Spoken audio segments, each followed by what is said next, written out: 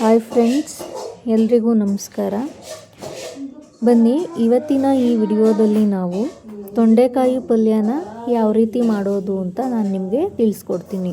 ತುಂಬ ಈಸಿ ಮತ್ತು ಟೇಸ್ಟಿಯಾಗಿ ಮತ್ತು ತುಂಬ ಸಿಂಪಲ್ಲಾಗಿ ಬರೀ ಒಂದು 10ರಿಂದ 15 ನಿಮಿಷದಲ್ಲಿ ರೊಟ್ಟಿಗೆ ಮತ್ತು ಚಪಾತಿಗೆ ಮಾಡುವಂತಹ ಸಿಂಪಲ್ಲಾಗಿ ಮಾಡುವಂಥ ತೊಂಡೆಕಾಯಿ ಪಲ್ಯನ ರೆಸಿಪಿನ ನಾನು ನಿಮಗೆ ತಿಳಿಸ್ಕೊಡ್ತೀನಿ. ರೆಸಿಪಿಗೆ ಬೇಕಾಗಿರೋ ಐಟಮು ಸಾಸಿವೆ, ಕರಿಬೇವಿನ ಸೊಪ್ಪು, ಈರುಳ್ಳಿ, ಟೊಮ್ಯಾಟೊ ಮತ್ತು ಸ್ವಲ್ಪ ಅರಿಶಿನ ಪುಡಿ, ಸಾಂಬಾರು ಪುಡಿ ಮತ್ತು ತೊಂಡೆಕಾಯಿ. ಇಷ್ಟೇ ಐಟಮ್ ಬೇಕಾಗಿರೋದು. ಸೊ ಇಷ್ಟು ಐಟಮ್ನ ಯೂಸ್ ಮಾಡಿಕೊಂಡು ಯಾವ ರೀತಿ ಪಲ್ಯ ಮಾಡೋದು ಅನ್ನೋದನ್ನು ಈ ವಿಡಿಯೋದಲ್ಲಿ ನಾನು ನಿಮಗೆ ತಿಳಿಸ್ಕೊಡ್ತೀನಿ. ಇನ್ನೊಂದು ಸರಿ ತೋರಿಸ್ತೀನಿ ನೋಡಿ. ಒಗ್ಗರಣೆಗೆ ಸಾಸಿವೆ, ಕರಿಬೇವು, ಈರುಳ್ಳಿ, ಟೊಮ್ಯಾಟೊ, ಸ್ವಲ್ಪ ಅರಿಶಿನ ಪುಡಿ ಮತ್ತು ತೊಂಡೆಕಾಯಿ, ಎಷ್ಟು ಐಟಮು ಬೇಕು ಈ ಪಲ್ಯ ಮಾಡೋದಕ್ಕೆ. ಸೊ ತುಂಬ ಈಸಿಯಾಗಿ ನಾವು ಇದನ್ನು ಮಾಡ್ಕೋಬೋದು. ಜಾಸ್ತಿ ಟೈಮ್ ಹಿಡಿಯೋದಿಲ್ಲ, ತುಂಬ ಈಸಿ. ಈಗ ಒಗ್ಗರಣೆಗೆ ನಾವು ಒಂದು ಬಾಣಲೆನ ಇಟ್ಕೊಳ್ಳೋಣ ನೋಡಿ. ಇದಕ್ಕೆ ನಾನು ಈಗ ಸ್ವಲ್ಪ ಎಣ್ಣೆ, ಸಾಸಿವೆ, ಕರಿಬೇವಿನ ಸೊಪ್ಪು ಹಾಕ್ಕೊಂಡಿದ್ದೀನಿ. ಅದಾದ ನಂತರ ಉದ್ದಾಗಿ ಹೆಚ್ಕೊಂಡಿರೋ ಈರುಳ್ಳಿನ ಹಾಕ್ಕೊಂಡಿದ್ದೀನಿ. ಈ ಈರುಳ್ಳಿ ಒಗ್ಗರಣೆಯಲ್ಲಿ ಒಂದು 3 ನಿಮಿಷ ಚೆನ್ನಾಗಿ ಫ್ರೈ ಆಗಬೇಕು. ಈರುಳ್ಳಿ ಚೆನ್ನಾಗಿ ಫ್ರೈ ಆದರೆ ಒಗ್ಗರಣೆಯಲ್ಲಿ ಸಾಂಬಾರಾಗಿರಲಿ ಅಥವಾ ಪಲ್ಯ ಆಗಿರಲಿ ಟೇಸ್ಟಾಗಿ ಬರುತ್ತೆ. ಈರುಳ್ಳಿ ಹಸಿದು ಹಾಕಿದ್ರೆ ಅಷ್ಟು ಟೇಸ್ಟು ಬರೋದಿಲ್ಲ. ಅದಕ್ಕೆ ಫಸ್ಟು ನಾವೇನು ಮಾಡಬೇಕಂದ್ರೆ ಈರುಳ್ಳಿನ ಒಗ್ಗರಣೆಯಲ್ಲಿ ಈ ರೀತಿ ಒಂದು 2ರಿಂದ 3 ನಿಮಿಷ ಅದ್ರ ವಾಸನೆ ಎಲ್ಲ ಹೋಗಿ ಅದು ಕಲರ್ ಚೇಂಜ್ ಆಗುತ್ತೆ. ಆ ಥರ ನಾವು ಅದನ್ನು ಫ್ರೈ ಮಾಡ್ಕೋಬೇಕು. ಒಂದು 2ರಿಂದ 3 ನಿಮಿಷ ಮಾಡಿಕೊಂಡ್ರೆ ಸಾಕಾಗುತ್ತೆ ಫ್ರೆಂಡ್ಸ್. ಇದು ನೋಡಿ ಈ ರೀತಿ. ಅವಾಗೆಲ್ಲ ಫುಲ್ಲು ಒಂದೊಂದೇ ಅಂಟ್ಕೊಂಡಿರುತ್ತಲ್ಲ ಈರುಳ್ಳಿ, ಅದೆಲ್ಲ ಬಿಟ್ಕೊಂಡು ಒಂದೊಂದೇ ಸಪ್ರೇಟ್ ಆಗುತ್ತೆ ಈರುಳ್ಳಿ ಚೆನ್ನಾಗಿ ಒಗ್ಗರಣೆಯಲ್ಲಿ ಫ್ರೈ ಆದರೆ. ಒಂದು 2ರಿಂದ 3 ನಿಮಿಷ ಈ ರೀತಿ ಈರುಳ್ಳಿ ಫ್ರೈ ಮಾಡ್ಕೋಬೇಕು. ಈ ರೀತಿ ಈರುಳ್ಳಿ ಫ್ರೈ ಆದ ನಂತರ ಅದಕ್ಕೆ ನಾವು ಟೊಮೊಟೊನ ಆ್ಯಡ್ ಮಾಡ್ಕೋಬೇಕು. ಟೊಮೊಟೊನೂ ಕೂಡ ಇದೇ ಥರ ಒಂದು 2ರಿಂದ 3 ನಿಮಿಷ ಚೆನ್ನಾಗಿ ಫ್ರೈ ಮಾಡ್ಕೋಬೇಕು. 2ರಿಂದ 3 ನಿಮಿಷ ಟೊಮೊಟೊ ಫ್ರೈ ಆದಮೇಲೆ ನಾವು ಇದಕ್ಕೆ ತೊಂಡೆಕಾಯನ್ನು ಸೇರಿಸ್ಕೋಬೇಕಾಗುತ್ತೆ. ನಾನಿಲ್ಲಿ ಟೊಮೊಟೊ ಜೊತೆಗೆ ಒಂದು 2ರಿಂದ 3 ಹಸಿರು ಮೆಣಸಿನ್ಕಾಯನ್ನು ಸೇರಿಸ್ಕೊಂಡಿದ್ದೀನಿ. ಪಲ್ಯ ಟೇಸ್ಟಾಗಿರುತ್ತೆ, ಮಧ್ಯ ಸಿಕ್ಕರೆ ಚೆನ್ನಾಗಿರುತ್ತೆ ಅಂತ.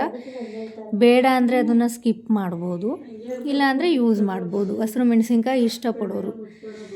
ಈಗ ಸಾಸಿವೆ, ಈರುಳ್ಳಿ ಎಲ್ಲ ಒಗ್ಗರಣೆ ಹಾಕಿದ್ದಾಯಿತು, ಫ್ರೈ ಮಾಡಿದ್ದಾಯಿತು. ಈಗ ಇದಕ್ಕೆ ನಾವು ಸ್ವಲ್ಪ ಅರಿಶಿನ ಪುಡಿನ ಆ್ಯಡ್ ಮಾಡ್ಕೊಂಡಿದ್ದೀವಿ, ಟೇಸ್ಟ್ ಚೆನ್ನಾಗಿ ಬರುತ್ತೆ ಅಂತ. ಅರಿಶಿನ ಪುಡಿನ ಸೇರಿಸಿ 1 ನಿಮಿಷ ಫ್ರೈ ಮಾಡ್ಕೊಂಡಿದ್ದಾಯಿತು. ಈಗ ನಾವು ಇದಕ್ಕೆ ತೊಂಡೆಕಾಯನ್ನು ಸೇರಿಸ್ಕೊತಾ ಇದ್ದೀವಿ ನೋಡಿ ಈ ರೀತಿ.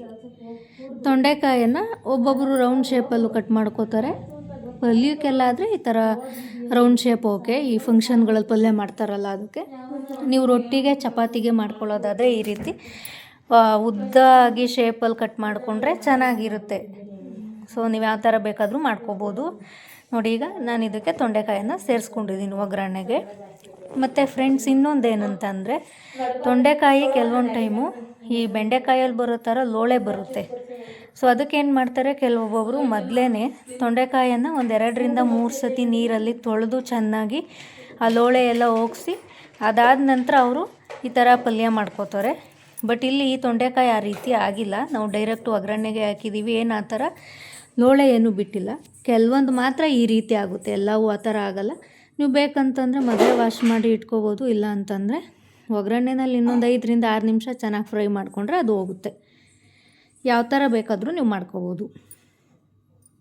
ಚಪಾತಿಗಾದರೆ ಈಗ ಇದಕ್ಕೆ ಏನು ನಾವು ಇದಿಷ್ಟು ಒಗ್ಗರಣೆನಲ್ಲಿ ಫ್ರೈ ಆಗಿದೆ, ಇದಕ್ಕೆ ಸ್ವಲ್ಪ ಸಾಂಬಾರು ಪುಡಿ ಅಥವಾ ಖಾರದ ಪುಡಿ ಹಾಕಿ ಉಪ್ಪು ಹಾಕಿ ಒಂದು 5 ನಿಮಿಷ ಚೆನ್ನಾಗಿ ಬೇಯಿಸ್ಕೊಂಡ್ರೆ ಚಪಾತಿಗೆ ಇದು ಪಲ್ಯ ರೆಡಿ ಆಗಿರುತ್ತೆ.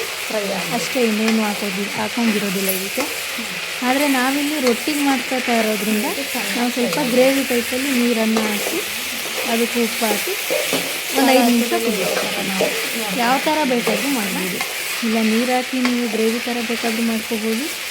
ಇಲ್ಲ ನೀವು ಚಪಾತಿಗೆ ಮಾಡೋದಾದರೆ ಇದಕ್ಕೇನೆ ಸ್ವಲ್ಪ ಖಾರದ ಪುಡಿ, ಉಪ್ಪು ಹಾಕ್ಬಿಟ್ಟು ಪಲ್ಯನ ಇಳಿಸ್ಕೊಂಡ್ರೆ ಆಗೋಗುತ್ತೆ. ಇಷ್ಟೇ ಸಿಂಪಲ್. ಇದು ತೊಂಡೆಕಾಯಿ ಪಲ್ಯ ಇಲ್ಲಿಗೆ ಆಗುತ್ತೆ ನೋಡಿ. ಇದು ಚಪಾತಿಗೆ, ಇದು ರೊಟ್ಟಿಗೆ ಫ್ರೆಂಡ್ಸ್. ಈಗ ಥ್ಯಾಂಕ್ ಯು ಫ್ರೆಂಡ್ಸ್.